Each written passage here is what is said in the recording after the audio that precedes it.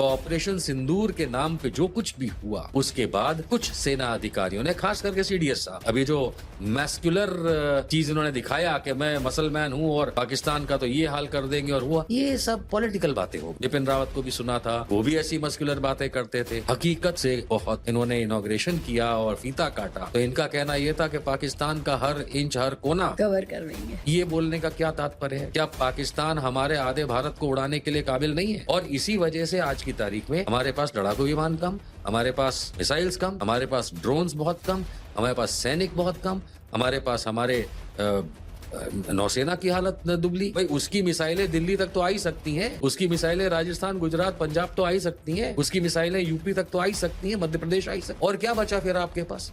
अब मोदी जी और उनका गैंग जो है, बुरा लगेगा सुनने में, लेकिन ये रक्षा सौदों की दलाली कर रहे हैं। लेकिन कितनी पावरफुल है वो सामने। आज की तारीख में Modi ji has failed Indian army, Indian air force, Indian navy. वो इनकी 3 दिन वाली सेना न चीन का सामना कर पाई, ना पाकिस्तान का सामना कर पाई, कहीं दिखी ही नहीं। पड़ोसी मुल्क या दुश्मन जिसको हम कहते हैं, तो वो जब देखते होंगे तो वो हंसते होंगे कि ये हैं, ये दुखियारे लोग, इनके भरोसे हमसे लड़ने के लिए लोग बातें करते हैं। सेना के बड़े अधिकारियों का कुछ ऐसा बयान आया कि लगा कि सेना भी चुनाव लड़ने वाली है।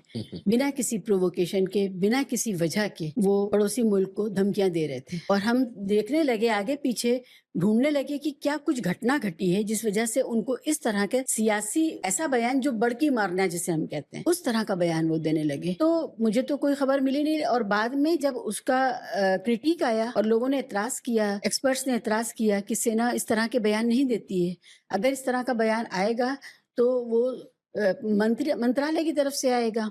तो ऑपरेशन सिंदूर के नाम पे जो कुछ भी हुआ उसके बाद कुछ सेना अधिकारियों ने, खास करके सीडीएस साहब, अभी जो मैस्कुलर चीज इन्होंने दिखाया कि मैं मसलमैन हूं और पाकिस्तान का तो ये हाल कर देंगे और वो, ये सब पॉलिटिकल बातें हो गई। मैं जहां तक समझता हूं सीडीएस कोई ऑफिशियल पोजीशन नहीं है आर्मी। ये तो राष्ट्रपति जी को भी रिपोर्ट नहीं करते हैं, तो प्रधानमंत्री को रिपोर्ट करते हैं, एक लिंक बन के बीच में बैठे हुए। इसलिए ये इस प्रकार की भाषा इनकी बोलना, इनसे पहले आपने अनिल रावत को भी बिपिन रावत को भी सुना था, वो भी ऐसी मस्कुलर बातें करते थे। हकीकत से बहुत दूर। ये रोमांटिसिज्म जो है ये करने की आवश्यकता नहीं है, इससे हमारी सेना के मोराल को धक्का पहुंच। इतना बड़बोलापन जनरल साहब लोगों का इस समय पाकिस्तान को लेके, मसल देंगे, ये कर देंगे, फलाना कर देंगे, इसका कारण डोनाल्ड ट्रंप पिछले कई महीनों से मोदी जी को आम भारतीय की भाषा में कहें तो पॉलिटिकली मसल रहा है। डोनाल्ड ट्रंप ने यह कहा कि पाकिस्तान और भारत का ऑपरेशन सिंदूर उसने रुकवाया। वहां से शुभकामनाएं ट्रंप ने भेजी, साथ में ये कहा कि अब तुम पाकिस्तान के साथ लड़ाई नहीं लड़ोगे। मोदी जी मान गए।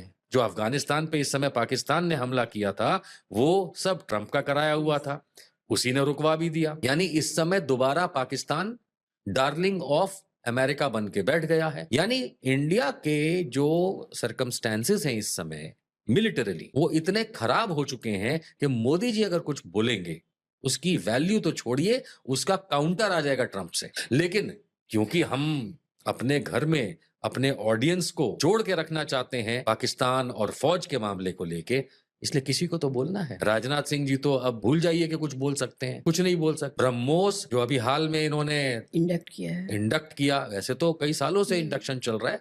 लखनऊ प्लांट की बात करें तो वहां से जो इन्होंने इनॉग्रेशन किया और फीता काटा, तो इनका कहना यह था कि पाकिस्तान का हर इंच हर कोना कवर कर लेंगे। ये बोलने का क्या तात्पर्य है? क्या पाकिस्तान हमारे आधे भारत को उड़ाने के लिए काबिल नहीं है? अगर उसी तर्ज पे देखा जाए तो बिल्कुल है। भाई उसकी मिसाइलें दिल्ली तक तो आ ही सकती हैं, उसकी मिसाइलें राजस्थान, गुजरात, पंजाब तो आ ही सकती हैं, उसकी मिसाइलें यूपी तक तो आ ही सकती हैं, मध्य प्रदेश आ ही सकती। और क्या बचा फिर आपके पास? उधर चीन है, चीन की मिसाइलें आ सकती हैं, रॉकेट्स आ सकते हैं, ड्रोन्स आ सकते हैं, हवाई जहाज आ सकते हैं। तो ये जो अगेन वही वाली बात है ना कि अपना दिखाना कि देखो हम तो अब किसको दिखा रहे हो भाई? राजनाथ सिंह जी से अगर पूछा जाए, ये अपने वोटर को दिखा रहे हो? अपने वोटर को मत दिखाओ, क्योंकि ऐसी बातें, अब बेहुदा बचकानी तो मैं कह नहीं सकता, बुरा लग जाएगा किसी, लेकिन ऐसी बातें करके आप गांव में लोगों के ताली तो पड़वा सकते हो कि देखो हमने मिसाइल। तुम ये मिसाइल चला नहीं सकते, चलाते तो ऑपरेशन सिंदूर में चला के पाकिस्तान को खत्म कर चुके होते।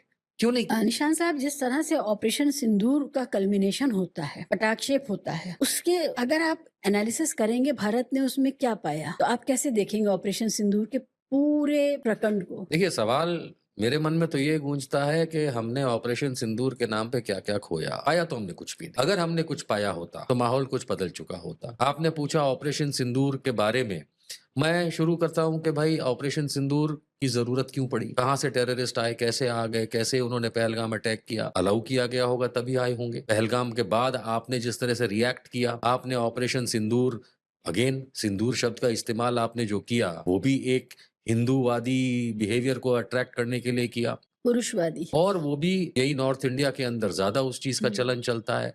आपने उस अपनी फिलॉसफी को वहां भी, चलिए कोई बात नहीं, आपने वो नाम यूज कर, आपने उसमें क्या किया, कुछ हमला आपने किया, कुछ हमला उन्होंने किया।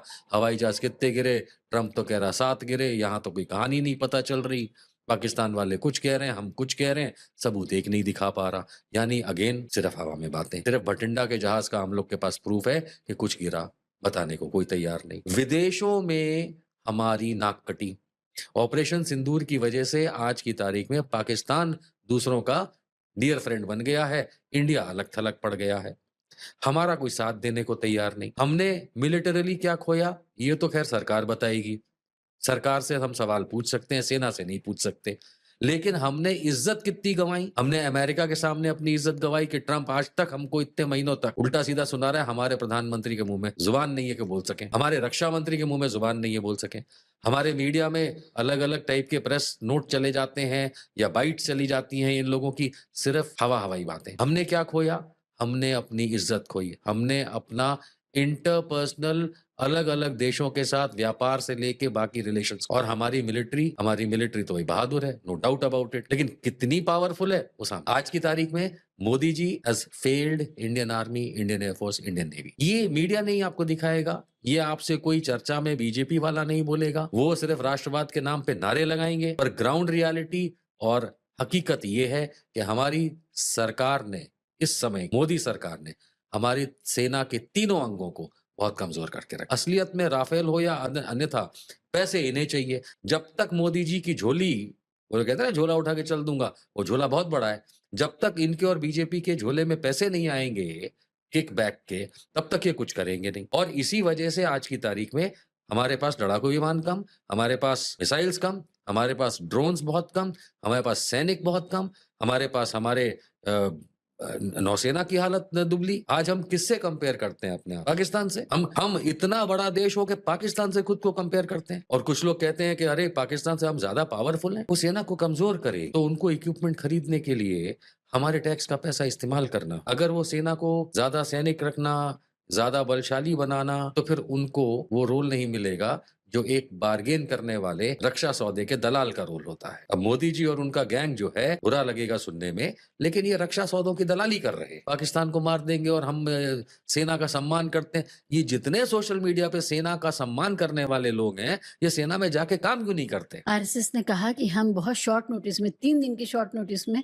हम सेना के लिए अपनी फौज भेज सकते हैं। जो किसने कहा? आरएसएस ने। वो कौन है? राष्ट्रीय स्वयंसेवक संघ। ये कहाँ रजिस्टर्ड है? ये ऐसे फर्जी राष्ट्रीय स्वयंसेवक संघ एक फर्जी संस्थान बना के ब्लैक का पैसा में अपना बिजनेस करने वाले, जो हमारे देश के संविधान और तिरंगे का अपमान करने वाले, जो महात्मा गांधी, जवाहरलाल नेहरू जैसे देश को बनाने वालों की बेइज्जती करने वाले, जो अपने अब्बा हेडगेवार और गोलवारकर का कहीं नाम ना ले पाने वाले, ये ऐसे जो अपने रज्जू भैया और सुदर्शन का कहीं दुनिया में नाम ना ले पाने वाले लोग, ये हमारे देश को सिखाएंगे। ये आरएसएस कौन है? ये एक देशद्रोही संस्था कहलाई जा सकती है। पहली बात, संस्था होनी तो चाहिए। हमने तो सुना है आपके दिल्ली में हेडक्वार्टर बना लिया।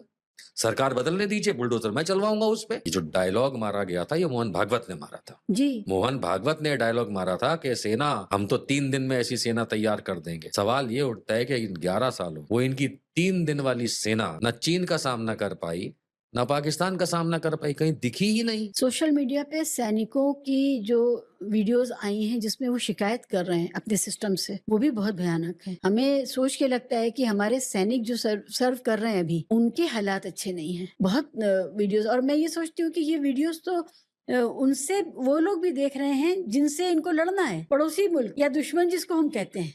तो वो जब देखते होंगे तो वो हंसते होंगे कि ये हैं, ये दुखियारे लोग, इनके भरोसे हमसे लड़ने के लिए लोग बातें करते हैं। सामने रख के जबरदस्ती 2 महिलाओं को बिठा करके फौजी यूनिफॉर्म, क्योंकि वो कर्नल हैं, विंग कमांडर हैं, पाकिस्तान के साथ फ्रिक्शन है। तो ये किसका आइडिया था कि फालतू का ये नौटंकी करवाएं? माफ कीजिएगा। ठीक है, ये तो हमें पता था। एक डीजीएमओ होता है, डायरेक्टर जनरल मिलिट्री ऑपरेशंस होता है, वो अपना बयान देता है, काफी है।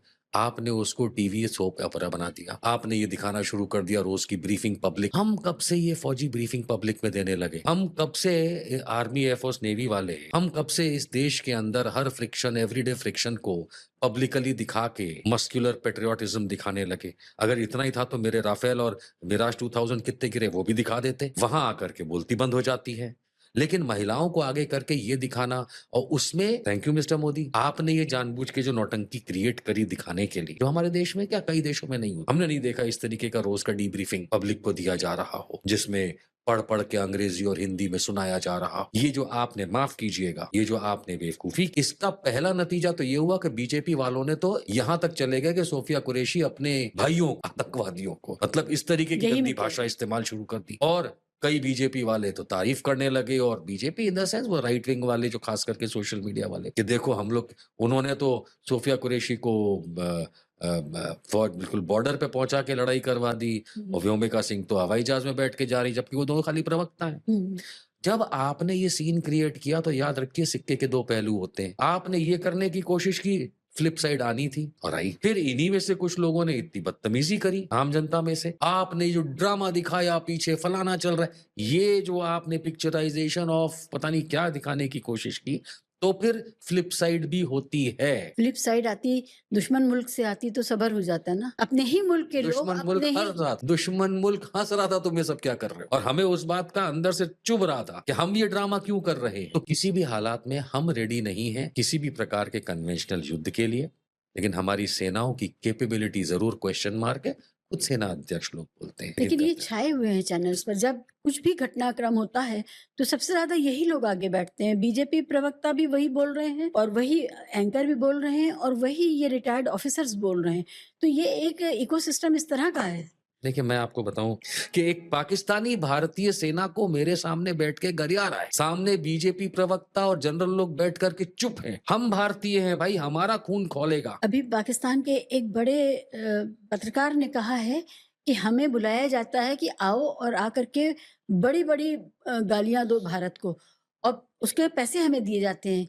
और एक बार हम जब बोल चुकेंगे तो उधर से फिर अटैक किया जाता है। तो ये नूरा कुश्ती है, शैडो बॉक्सिंग है जो होती है, और भारत के लोग समझ रहे हैं कि देखो पाकिस्तानी ऐसे बोल रहा भारत के लिए, और फिर भारतीय लोगों ने उसको जवाब दिया। तो ये तो उन्होंने उसका खुलासा कर दिया है, बिल्कुल नहीं, खुलासा तो आ गया उसका। I am witness to that. मैं तो देखा ये सब चीजें, मैंने बरसों टीवी पे हजारों डिबेट्स की हैं जिसमें पाकिस्तानी लोग भी इनवाइटेड होते हैं।